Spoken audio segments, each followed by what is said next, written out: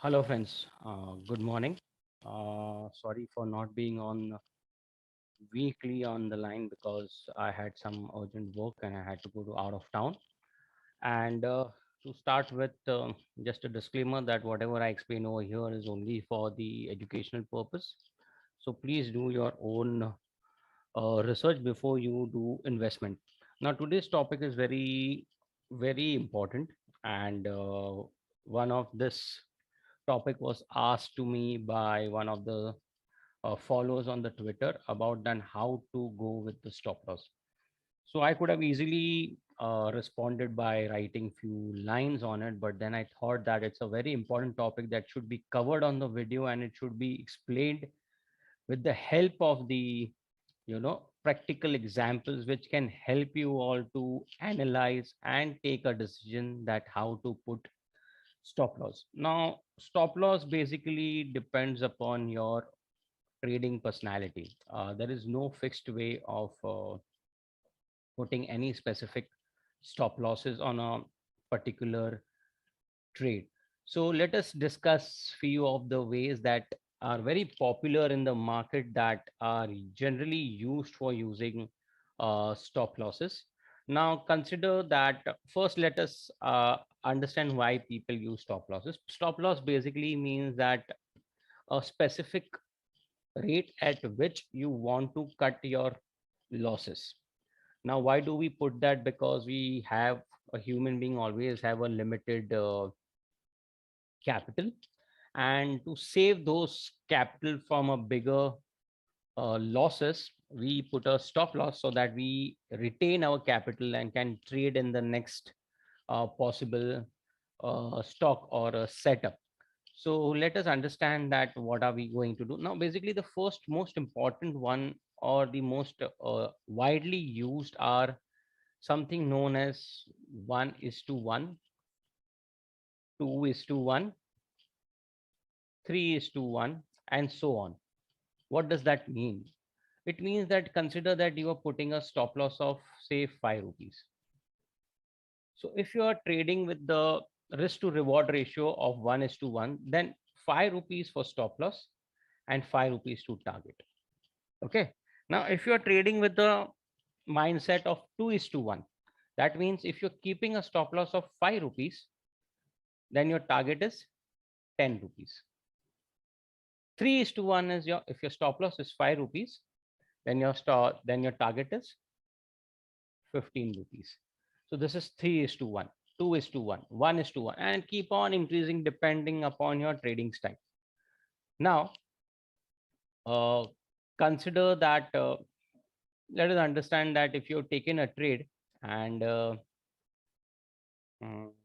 yeah, here is the long position. Consider that you are entering at this position, correct? Now, if you're trading with the risk of 69 rupees 30 paise, okay. Now, if you're trading with 3:1 stop loss, so what will happen? Can you see the ratios are changing over here? Now, the risk to reward ratio is 3. That means you are ready to lose 69 rupees for the target of 211 rupees. That is a risk of 3% and a profit of around 9%. Can you see that? So this is how you can calculate your stop losses in such kind of scenario. Now, on the opposite side, you can also do the same way. If you are short over here, sorry, let's keep it short over here, and you're keeping a risk of say around 2.5%, and consider you are doing it 5:1. So what are we going to do? Just drag it down, keep dragging it down till you don't see a ratio of 5 over here. So that means you are losing again 69 rupees. Let making it little bit round figure, or maybe yeah 73 rupees. Then this is 4.5. Let make this 5. Yeah. So at the risk of 73 rupees, you're earning 372 rupees. That is almost 3 times what you are ready to, sorry, 5 times that you were ready to lose. So that means this is how what people calculate that even if you are able to lose 5 trades in a row, you're losing 5x. But if you are getting even one trade right, or say two trade right out of seven, so five losses and two profit, so then also you are at the profit.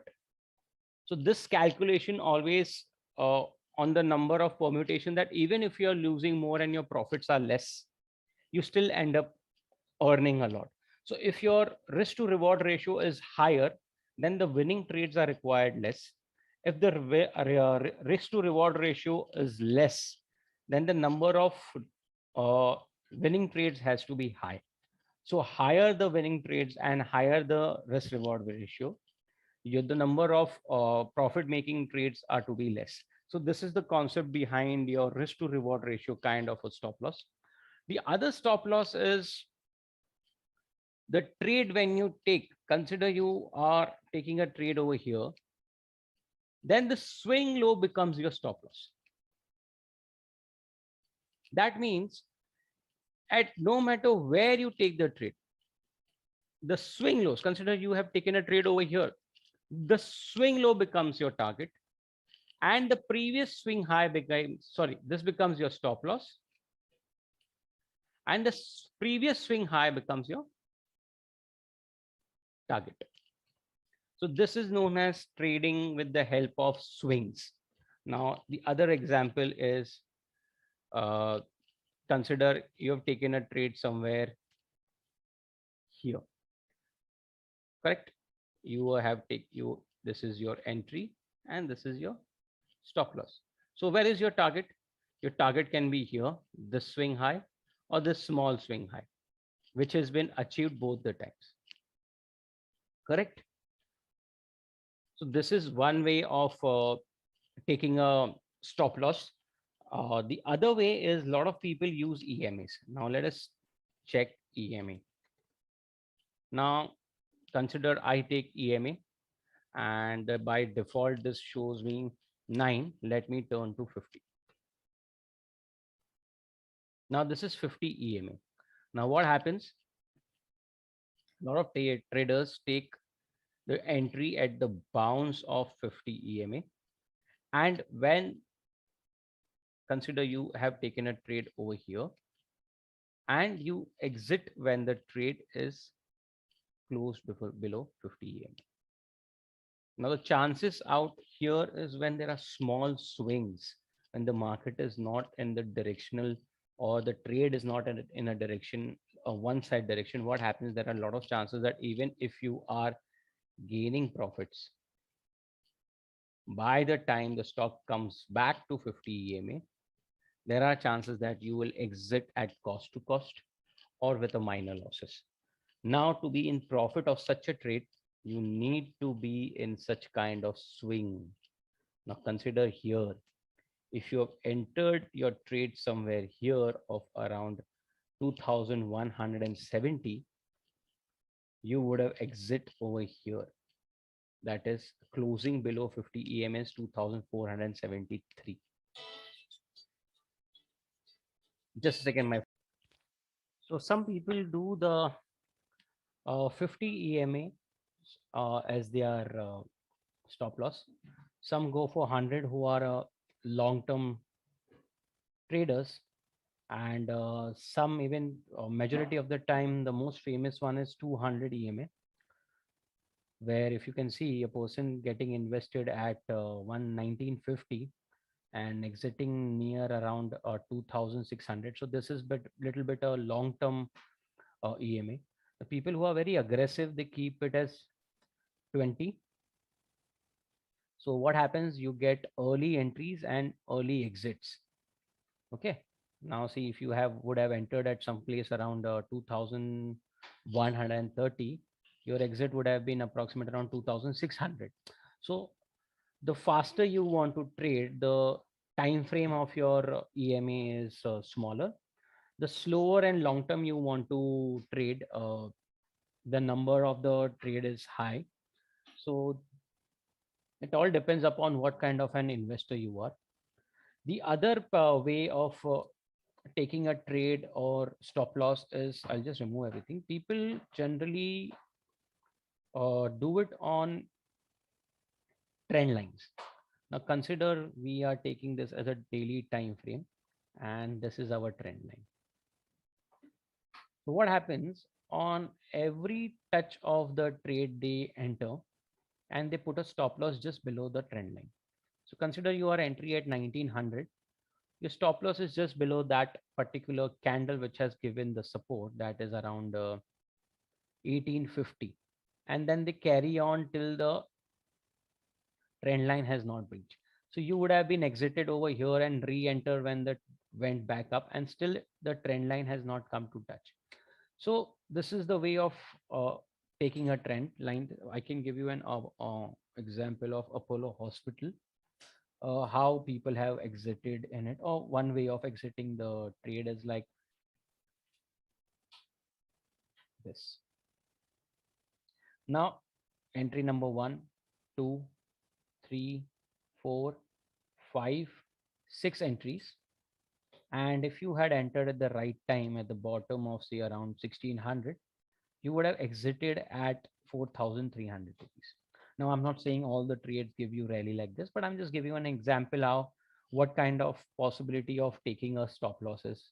So every time you enter the trade, your stop loss is just below the trend line. This is one of the ways of exiting or taking a stop loss. There is one last way, and my one of the favorite one is that is known as taking your stop loss in the direction of your trade, that is trailing your stop loss. Now imagine that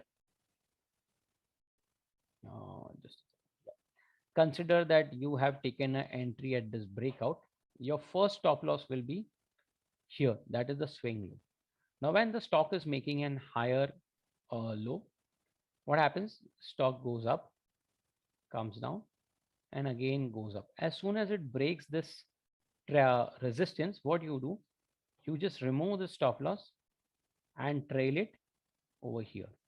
So what happens? At least your risk has gone down to no risk. Now at least minimum of this difference you will earn for sure. Now when the stock goes up, it again comes down, and when it breaks the new higher high, what do? You trail your stop loss here. Now the stock has gone up, again comes down, making a new higher high, and when it breaks the swing high, what do?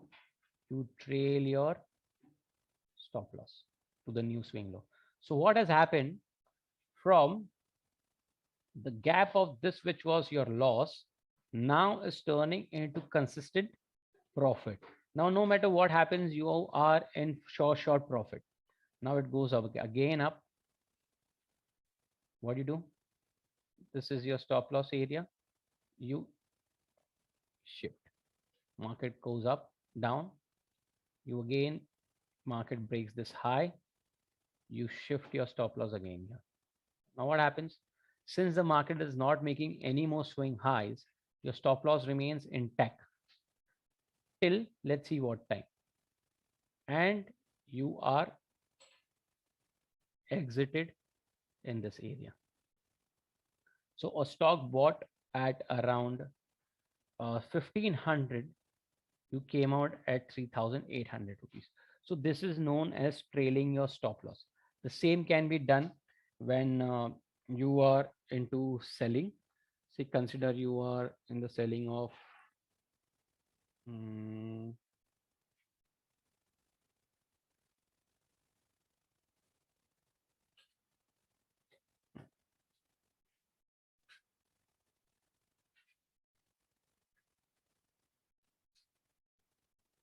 Everready Industries. Why? Because it is into consistent selling, and let's look into that. So what happens is that consider you are in sell off of this area. The stop loss is this swing. Market went down, went a bit up and broke this low. So what you do? You trail your stop loss here. Market went down, went up, went again down, breaking this low. You again trail your stop loss from here to here. Again, after a few days, The stock came up, went down, break the low of it. Now here is your swing high. You will trail the stop loss here. Again the stock went down, came up here, broke this low. You trailed your soft stop loss to the next level. And then where was the stop loss taken? Let's see. Yes, the new low was never broken. So your stop loss is here only. And your stop loss was taken here. So consider a stock getting sold at 348 rupees. With the help of trailing stop loss, you exited at 95 rupees. So these are few of the ways that you can select at what position, what kind of trading strategy you use. You want to select your stop losses. Hope you had loved this video and very important topic. I would thank to the guy who asked me about the ways of putting the stop losses, and I have shared few of the stop loss. You can select any one of them, or you can come out with a new way as your trading style can be. I am more kind of a swing trader, so I love trailing stop losses more because it gives you very good swing in couple of months or something like that, and it let me stay in the trade for a longest time. So thank you very much and hope to get a positive response from you all. Bye.